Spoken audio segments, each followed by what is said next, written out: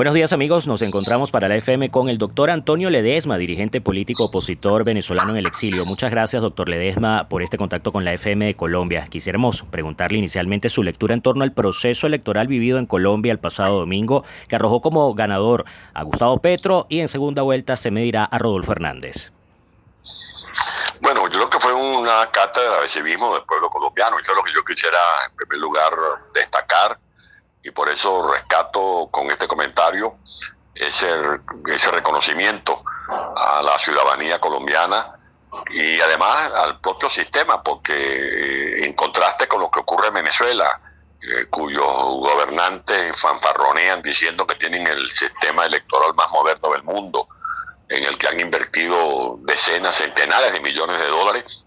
En una elección en Venezuela a veces tenemos que esperar hasta de madrugada, horas y horas esperando el resultado. Y vimos como en Colombia, en cuestión de pocos minutos, la Junta Electoral ya venía dando resultados actualizados cada 5 minutos, de acuerdo al número de mesas que se iban escrutando. Ese es mi primer reconocimiento. Lo segundo, que el pueblo habló, el pueblo está buscando un cambio, y ese cambio lo personifican estas dos personas, una de ellas comprometida con el modelo del llamado Foro de Sao Paulo, que es el llamado socialismo del siglo XXI, y otro con un discurso muy irreverente, pero siempre defendiendo las instituciones colombianas, que para mí es lo más importante.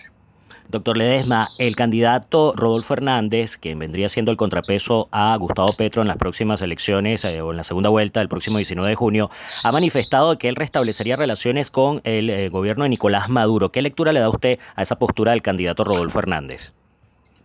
Bueno, yo creo que esto es parte de la retórica de las campañas electorales.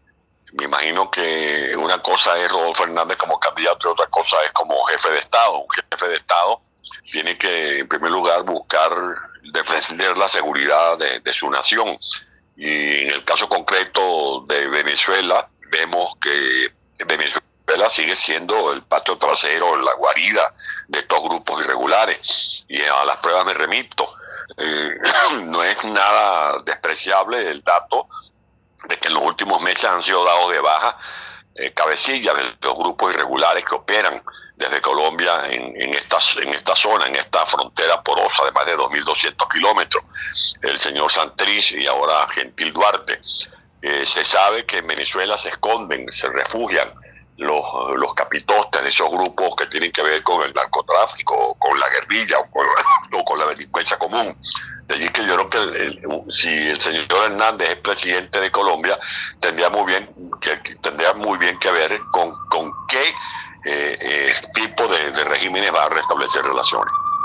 Doctor Ledesma, para finalizar, ¿qué pasaría si, en este caso, el 19 de junio, según su lectura y su, por supuesto, transitar político y su experiencia, qué pasaría con Colombia entonces si llegase Gustavo Petro a la presidencia de la República en este tercer intento que tiene el candidato del Pacto Histórico para llegar al poder en Colombia?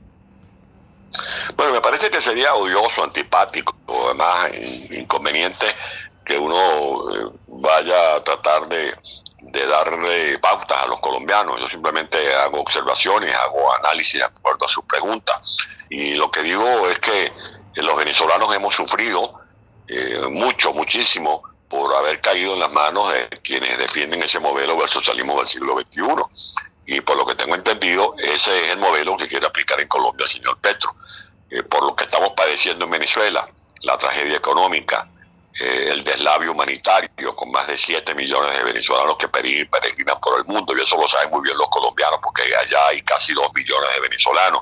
La situación de corruptela, la toma del territorio por grupos irregulares. Yo creo que eso no es lo que debería aspirar un colombiano para su país.